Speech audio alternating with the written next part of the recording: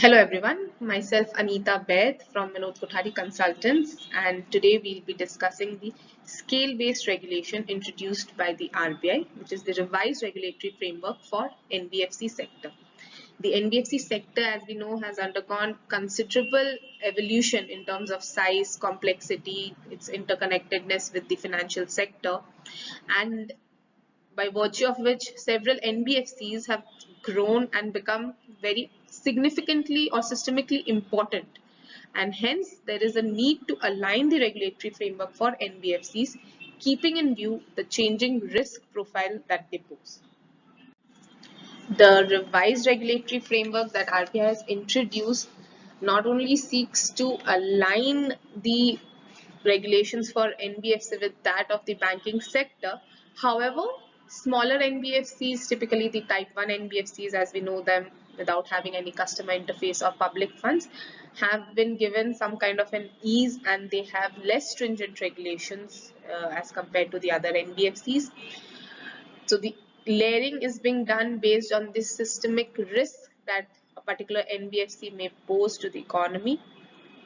Middle layer NBFCs, that has been a category, so the segregation has been done. For new layers have been introduced, though it seems that there are less stringent regulations for the middle layer. However, couple of new changes have also been introduced and they are effective for the middle layer NBFCs as well.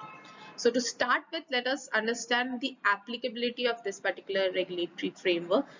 The new scale-based approach or the layering that has been done will be effective from next year, which is October 1st, 2022. Right now, NBFCs are classified, or you can say categorized, based on their size and activity. So if it is a systemically important NBFC that we say, that would mean it is having an asset size of more than 500 crore. And a less or a non-systemically important NBFC would be having an asset size of less than 500 crore. Also based on the activity that the NBFC does, whether it is into lending activity or investment activity, or is it just acting as a platform like a P2P platform, or an account aggregator which is just aggregating the data of the customer. So based on the activity that the NBFC is involved in, the categorization is there at present, and also the size, which is systemically important and non-systemically important. However, the new regulatory framework is proposing that now there will be 4 layers of NBFCs. Now this would depend upon their size and complexity. If I have to state the 4 layers, that would be the base layer, the middle layer, the upper layer, and the top layer. Now the top layer NBFC would mean this particular category would remain empty. It will get populated only if the RBI is of the opinion that there is substantial increase in the potential systemic risk from a specific NBFC in the upper layer. Upper layer again would consist of those NBFCs that have been specifically identified by the RBI that they warrant enhanced regulatory requirement based on a set of parameters that the RBI has notified, which includes both quantitative as well as qualitative assessment of the NBFC. The top 10 NBFCs in terms of their asset size will always be categorized in the upper layer. So irrespective of any other factor, if they are falling under the top 10 NBFCs based on the asset size, they will fall in the upper. So they'll be categorized under the upper layer NBFC. Middle layer NBFC would consist of all deposit taking NBFCs irrespective of their asset size, and non-deposit taking NBFCs with asset size of more than 1000 crores. Now, certain NBFCs based on the activity, irrespective of the asset size also, like the SPVs, which is the standalone primary dealers, and the infrastructure debt funds, or the core investment companies, housing finance companies, and infrastructure companies, these will also be categorized under the middle layer, and they will be taken to the upper layer only if specifically identified by the RBI, falling in the top 10 or specifically being identified. Base layer would consist of those NBFCs which are less than 1000 crores, because more than 1000 crore is in middle layer, so less than 1000 crore will come in under the base layer. Also, certain categories based on activity like NBFC P2P, NBFC account aggregator, non-operative financial holding company, which is FHC. These NBFCs, also NBFCs that are not having access to public funds or having any customer interface. These NBFCs will form a part of the base layer. So they will be categorized as NBFC under the base layer. Now, if I have to see the key highlights of the regulatory framework, then most importantly, what is to be taken care of is that these regulations, this categorization will be effective from 1st October 2022. Now, this timeline, this 1 year gap from today till 1st October 2022 is to prepare the NBFCs so as to ensure that they comply with the additional requirements that have been notified by the RBI or will be notified before October, and they have taken measures, they have measures in place, they have taken actions and steps so as to ensure that once the regulatory framework becomes applicable, they ensure the compliance with the same. Some of the key highlights, if we'll see, is that the middle layer will include all CICs, all registered CICs and HFCs will fall under the middle layer. So irrespective of the asset classification, they'll fall under the middle layer. Only if they are classified as significantly important, identified by the RBI as such, or they fall under the top 10 NBFC list, will these categories of NBFC fall under the upper list. Otherwise, they'll remain in the middle layer. Upper layer will be having a scoring methodology. So how do I identify an NBFC? How will the RBI identify an NBFC? Whether it will fall under the upper layer or not, that will depend upon the scoring methodology that has been prescribed. There are certain specific regulations that will become applicable on them, which is like the large exposure framework that is right now applicable only on banks, but upper layer NBFCs will also be subjected to these regulations. Now, what will happen is that the base layer NBFCs, there are certain regulations applicable on the base layer NBFC, which will not only apply on the base layer, but will also be applicable for the middle layer and the upper layer. What is applicable for the middle layer will also be applicable for the upper layer, and there are specific regulations for upper layer only. So the regulatory framework is being divided into these 4 layers. NOF requirement, there is also change in the NOF requirement, which we'll be discussing.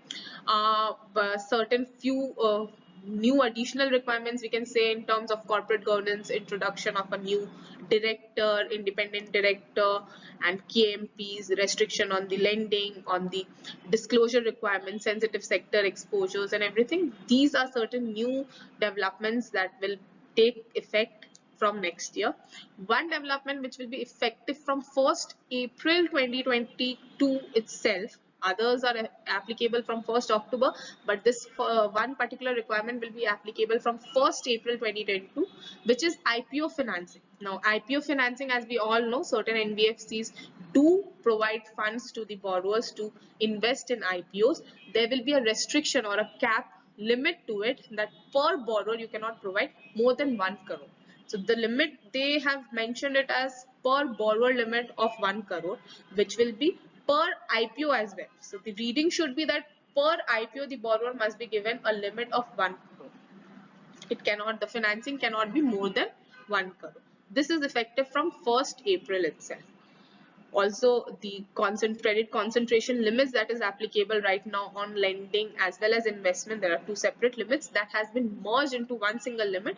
So if you are lending and or investing in any entity, so the limit of there will not be different limits of 15% on lending and investment, but a cumulative limit of 25% borrower wise and 40% a group of borrowers. Let us straight away look into the classification, which is being based on the category and scale of NBFC. So if I have to see the different categories of NBFCs that are there at present, first let us consider the activity based some of the NBFCs which we classify as P2P, account aggregator, or NOHFC. These will always form these will always be a part of the base layer. So these will be categorized as NBFC BL, base layer NBFCs. An NBFC ICC or an MFI, factor, mortgage guarantee companies, The classification of these NBFCs would depend upon whether they are deposit taking or non-deposit taking. In case they are deposit taking, they'll form a part of the middle layer or upper layer based on the identification done by the RBI for upper layer. If they are non-deposit taking, the classification would depend on whether they are having customer interface and access to public funds or not. In case they are not having either of it, like they are not having access to public funds nor are they having customer interface, in that case they'll form a part of the base layer. So they'll be categorized as NBFC in the base layer. However, if they have either the customer interface or they are having access to public funds, depending on their asset size, the classification will be done. So if the asset size is less than 1000 crore, the classification will be in the base layer. However, if it is more than 1000 crore, then it will be determined. If it is the top 10 asset size NBFC, then it will form part of the upper layer. However, if not, then it will be under the middle layer. In case of an HFC or CIC, which is a registered CIC IFC, the classification will be either they form a part of the middle layer. In HFCs, CICs and IFC, there is no provision to form a part of the base layer. They will directly form a part of the middle layer regulatory framework, or they will be categorized as upper layer depending on the identification by the RBI, or if they fall under the list of the top 10 NBFC. If they fall under that list, they'll straight away go to the upper layer NBFC. Otherwise, they will form a part of the middle layer NBFC. Now, SPDs and IDFs, they'll always be in the middle layer irrespective of the asset size. Government owned NBFCs are also exempted from falling under the upper layer. Hence, they will be either in the base layer if the asset size is less than 1000 crore, and in the middle layer if the asset size is more than 1000 crore.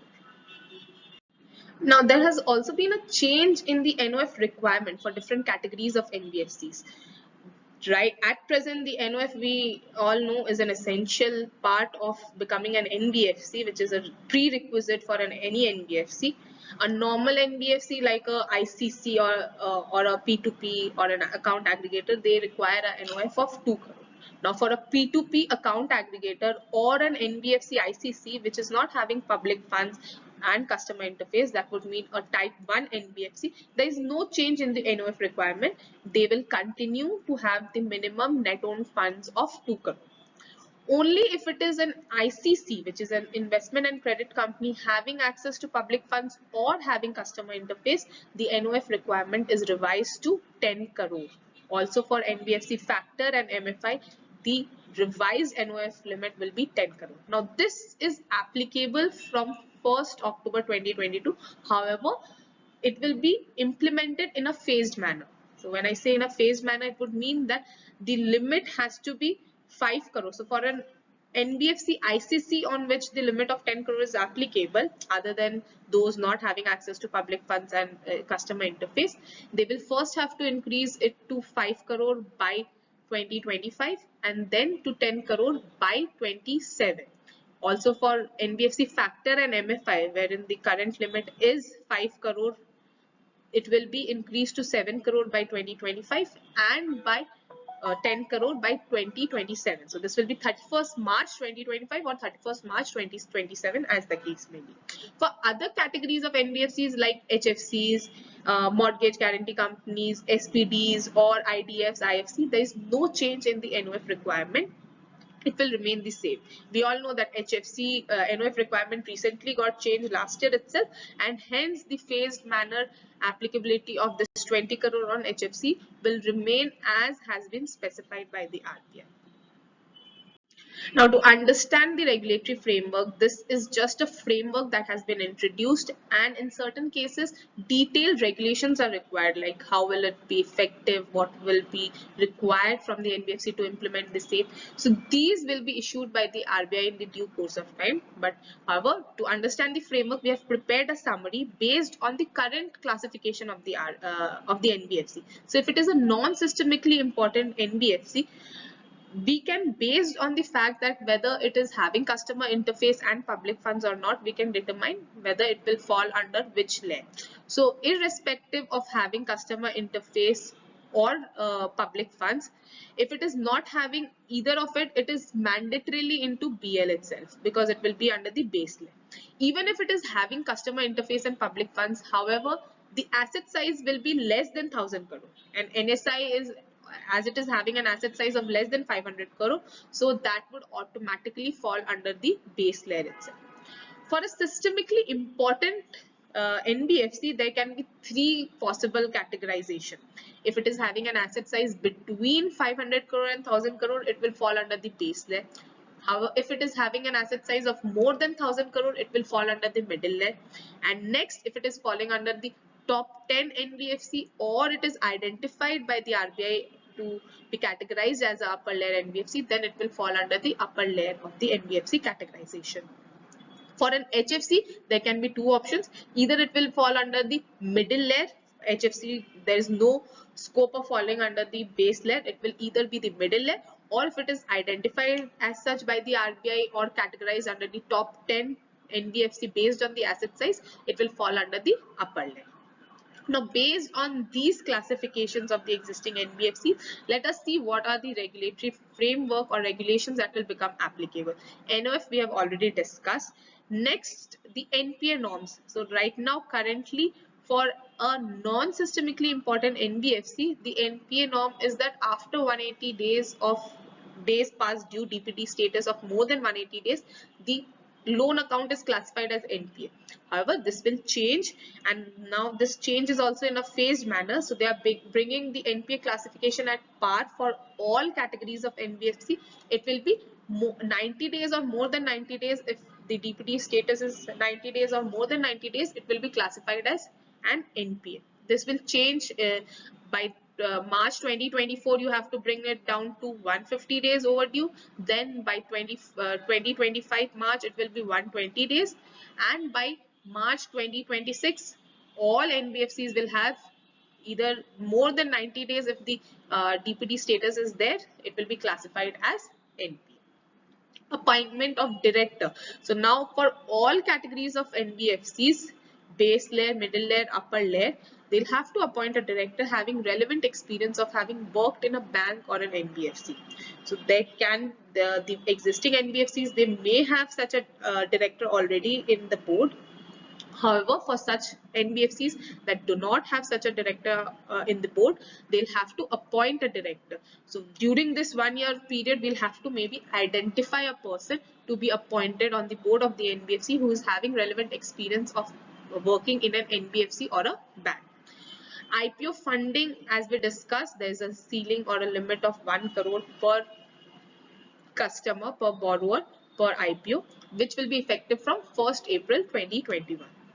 There is a new requirement of internal capital adequacy assessment. So wherein we'll have to assess based on the risk that the NBFC is posing, or the NBFC has, whether the capital is adequate or not. So this currently is applicable only in case of banks. However, this will become applicable in case of middle layer as well as upper layer NBFC. Now this is a crucial part, because NBFCs will have to ensure that this is implemented once the regulations become applicable.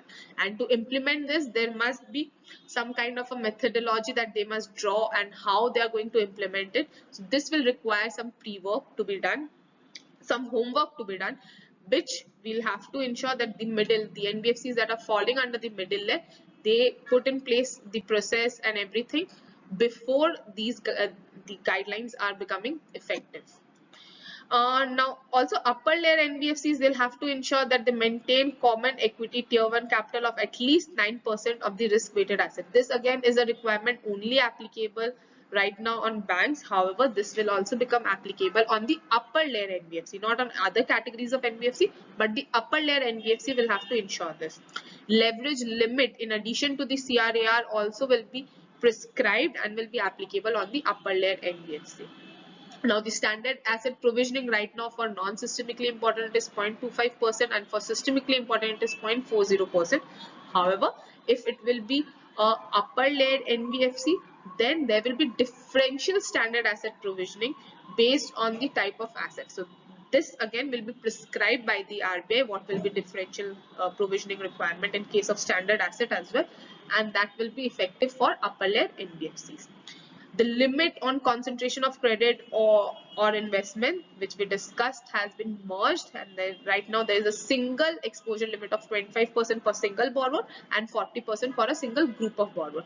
Since the credit concentration norms are not applicable on an NSI, so that will not be applicable on an NSI. But if it was an SI, it will become it is already applicable on an SI, and they will have to comply with it. So systemically important NBFC and HFCs will have to comply with it. In addition to this, the upper layer NBFC will have to follow the large exposure framework once it so the large exposure framework will be effective once it is implemented. Till then they will follow the concentration limits itself. The exposure to sensitive sector. Now, if sensitive sectors, there are two sectors that have been identified by the RBI as sensitive sector. One is exposure to commercial real estate, and the second is the exposure to capital market, whether it is direct or indirect. In both these cases, there must be fixed, the board has to fix limits, internal limits on these sectors, what will be the exposure in these sectors. So this will be applicable for both middle layer as well as upper layer NBFCs. So also there are regulatory restrictions on loans that are given to directors, senior officers, relatives of directors, or entities where directors or relatives are having major shareholding. In those cases, there have to be board set limits on these kind of loans that are being extended by the company. Also, there will be a need to ensure appropriate permission while appraising any loan to real estate sector, and this particular restriction is applicable on middle layer as well as upper layer NBFCs. Large exposure framework, as we discussed, till the time it is being introduced, the credit concentration limits will be applicable. Once the LEF is also made applicable on upper layer NBFCs, they'll have to comply with the same. Internal exposure limits are to be set on specific sectors to which credit is extended. Now this, what are the important sectors, this has not been notified by the RBI, so in this regard we'll have to await the specific directions from the RBI so as to know what specific important sectors RBI is intending to have limits set. So the internal board limit will be set for these sectors wherein I can take, as an NBFC, we can have exposure on those sectors. The composition of a risk, the constitution of a risk management committee at the board or executive level is also mandatory for all categories of NBFC. So starting from the base layer, middle layer, upper layer, all three of these layers will be required to formulate or constitute a risk management committee. Also, there are applicable certain kind of disclosures like related part, RPT, discrete transaction, the type of exposure that you are taking, loans to directors, customer complaints. These disclosures will also be required to be made by all categories of the NBFCs. Right now, the RBI has not specified where this disclosure will be made, but most likely this will be in the AFS itself, the annual financial statements. These can become a part of the AFS, these disclosures. A board approved policy will be required to grant for granting loans to directors, senior officers, relatives of directors, where the director or relative have major shareholding, those entities also. This again is applicable on all categories of NBFCs, because starting from base layer, something which is applicable on base layer automatically gets applied on the middle layer as well as the upper layer. Adoption of core banking solution will be applicable only in case if it is a middle layer or a upper layer, and this will be applicable if the NBFC is having more than 10 branches. So those NBFCs having more than 10 branches will have to adopt the core banking solution. Now, composition of the board also, there must it must be ensured that it has mix of educational qualification and experience within the board. This again is applicable only on the upper layer NBFC, not on the base layer and the middle layer. Now, a crucial change that has come for the upper layer NBFC is the requirement to mandatorily list their equity shares within 3 months of being identified in the upper layer. So those NBFCs will have to mandatorily list their equity shares if they come under the upper layer, they're categorized under the upper layer NBFC. Another important change would be that a KMP, except for having a directorship in the subsidiary, cannot hold directorship in any other NBFC which is classified as a middle layer or an upper layer. Now, this provision will become effective, or will there has been a grace period of 2 years from the applicability of the entire framework, which is October 1st, 2022. A grace period of 2 years have been provided to ensure compliance with this particular requirement. So if there are KMPs that are holding directorship in other NBFCs classified as middle layer or upper layer, they'll have to vacate their office from there, and they'll have to ensure that except in the subsidiary or in any NBFC which is classified under the base layer, they cannot hold office in any other NBFC. Even for independent directors, except in the base layer NBFCs, they cannot hold office in more than 3 NBFCs categorized as middle layer or upper layer. At the same time, they cannot hold office in more than 3 NBFCs. Additional disclosure requirements have also been effective. So there are additional disclosure requirements in the annual financial statements, such as the corporate governance report, disclosure on modified opinion if expressed by the auditor, its impact on various financial items, and views of the management on the audit qualifications, items of income and expenditure of exceptional nature. Now, breaches in terms of the covenants in respect of loans availed by the NBFC or debt securities issued by the NBFCs, these have to be reported or disclosed in the annual financial statement of the NBFC. This again is effective from March 31st, 2023, because the regulations itself is becoming applicable from 1st October 2022. So the first financial year end wherein the audited financial statements will be prepared will be March 2023. In that particular financial statements that we prepare, the disclosures will have to be ensured. A chief compliance officer is to be appointed on the in the company, in the NBFC, and this has to be ensured by 1st October 2022 itself. So there is a need to identify such a senior officer from the existing hierarchy of the company to be designated as a chief compliance officer. There are other governance matters also, like the role of various committees that has to be delineated. So they have to be distinguished between the audit committee, NRC, risk management, or any other committee, and they have to lay down what will be the review, how will the calendar of reviews, how will these be reviewed. A whistleblower mechanism for directors have to be formulated, so that the employees get a chance to report genuine concerns. Board has to ensure good corporate governance and practices in the subsidiaries of the NBFC. Now, this again is applicable only in case of middle layer and upper layer NBFCs, and the same has to be ensured by 1st October 2022. So steps must be taken so as to ensure that these are implemented by that time. In case there is an independent director who is removed or who resigns before the completion of tenure, that also has to be reported to the RBI. Now, these were the broad, I can say, the new regulations that have been introduced by the RBI. In certain cases, there are further details that are still required to be issued by the RBI. Those are expected to be issued before the regulations become effective. And otherwise, this will be the brief summary that we discussed. In case you have any queries or comments, please reach out to us or email us your queries and concerns to finserv@vinodkothari.com. And thank you all for listening.